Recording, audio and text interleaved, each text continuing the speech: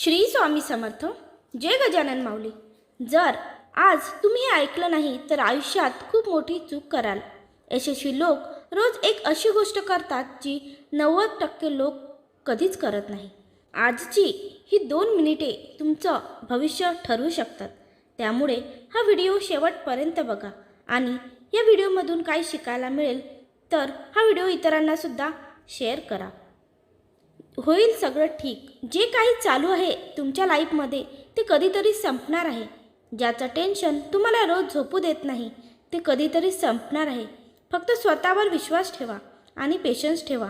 जे व्हायचं असतं ते होतंच. आपल्या हातात आहे तेवढा आपण प्रयत्न करायचे. बाकी जास्त विचार नाही करायचा. देवाला आपण घाबरलो नाही तरी चालेल. आपण आपल्या कर्मापासून घाबरून राहा. कारण शिव्या आणि ओव्या, शाप किंवा आशीर्वाद, निंदा किंवा स्तुती, सुख किंवा दुःख यापैकी आपण जे दुसऱ्याला देऊ ते न चुकता परत आपल्याकडे येणार. हा चैतन्य शक्तीचा स्वभाव, धर्म आहे. म्हणजेच निसर्गाचा नियम आहे. या नियमाला स्वतः देवसुद्धा चुकले नाही तर आपण तर सामान्य जीवजंतू आहोत. समोरच्यामध्ये वाईटपणा दाखवणे सामान्य माणसाची ओळख असते आणि वाईटपणात चांगले शोधणे हे मात्र खास माणसाची ओळख असते. काही गोष्टी आणि भावना निशब्द असतात. त्यांना समजून घेणं मन प्रत्येकाकडेच असले याची शाश्वती नसते. आपले अंतःकरण जोपर्यंत शुद्ध आहे तोपर्यंत या विश्वातील कोणत्याही गोष्टींची भीती बाळगण्याची गरज नाही. फक्त कोणतेही कर्म करत असताना नीतिमत्ता साफ ठेवून ते करावे. परमेश्वर आपल्याला काटाही टोचू देणार नाही.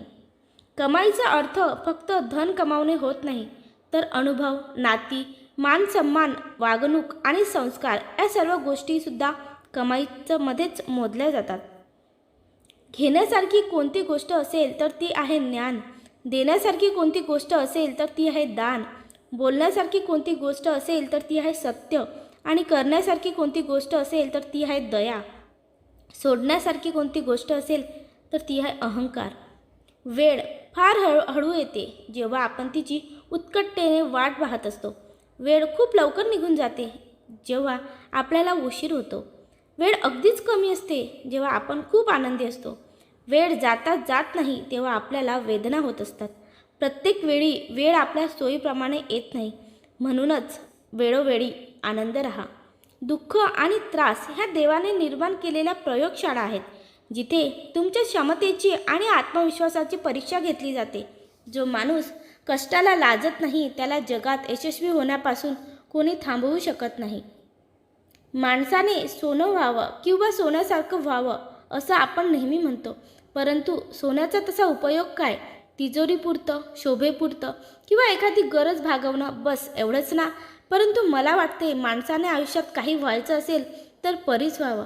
जिथं जावं त्याचं सोनं करून यावं. जेवढा पैशांचा धावा करता तेवढाच धावा देवाचाही करत जा. कारण तुम्ही कमावलेल्या पैशांचा उपभोग घेण्यासाठी एक आयुष्य लागतं आणि आयुष्याची व्हॅलिडिटी वाढवून देण्यासाठी ताकद फक्त देवातच आहे, तुमच्या पैशात नाही. विठ्ठलाला एकाने प्रश्न विचारला की सर्वात महाग जागा कोणती?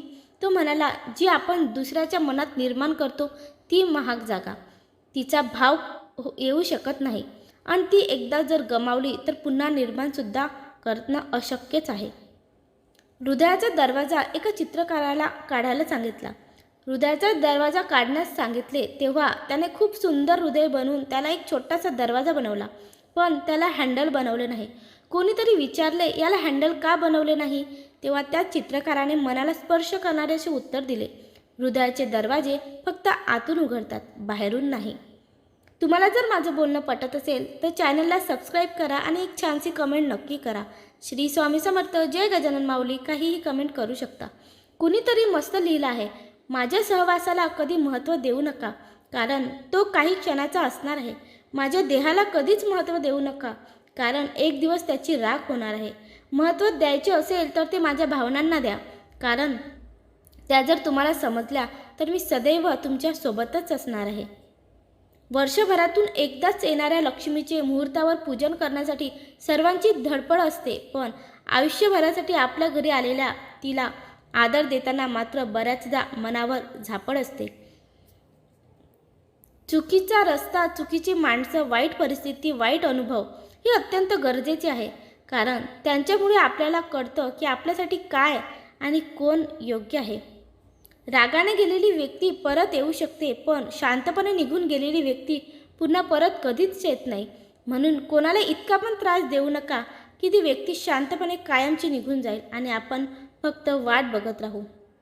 नवरात्रीत नवरत्न धरणाऱ्याला आणि पायतान पाळणाऱ्याला भक्तांनो, चपला काय सोडता रे? हिंमत असेल तर व्यसन सोडा, अज्ञान अंधश्रद्धा सोडा, वाईट वागणं सोडा, व्यवहार बुडवणं सोडा, दुसऱ्याला नाहक त्रास देणं सोडा, लोकांच्या लेकी बळींना त्रास देणं सोडा, दुसऱ्यांवर जळणं सोडा, एकमेकांचा राग द्वेष तिरस्कार करणं सोडा, अमानुषपणा सोडा.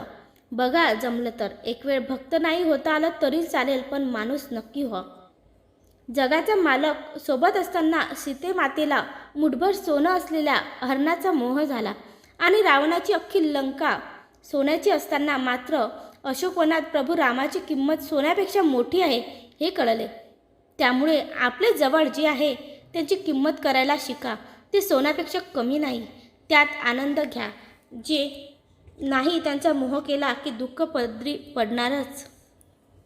मनात खूप काही असतं सांगण्यासारखं, पण काही वेळा शांत बसणंच बरं असतं.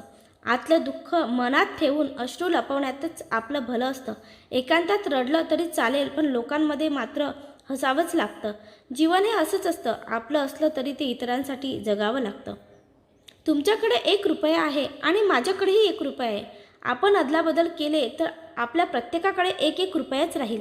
पण तुमच्याकडे एक चांगला विचार आहे आणि माझ्याकडेही एक चांगला विचार आहे, तर आपण जर अदलाबदल केलं तर आपल्या प्रत्येकाकडे 2 चांगले विचार होतील.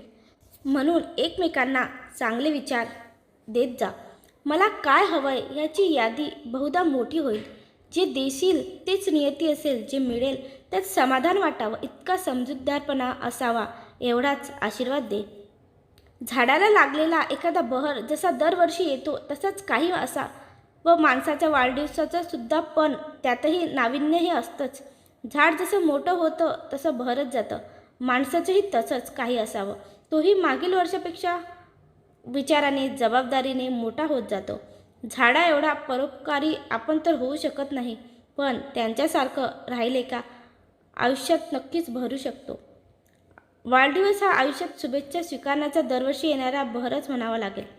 तुम्हाला जर माझा व्हिडिओ आवडला असेल तर चॅनलला नक्की सबस्क्राईब करा आणि व्हिडिओला लाईक करून एक छानशी कमेंट नक्की करा आणि बेल आयकॉन क्लिक करा. भेटूया नेक्स्ट व्हिडिओमध्ये. धन्यवाद. त्याबरोबर आपल्या मित्रमैत्रिणींना शेअरसुद्धा करा.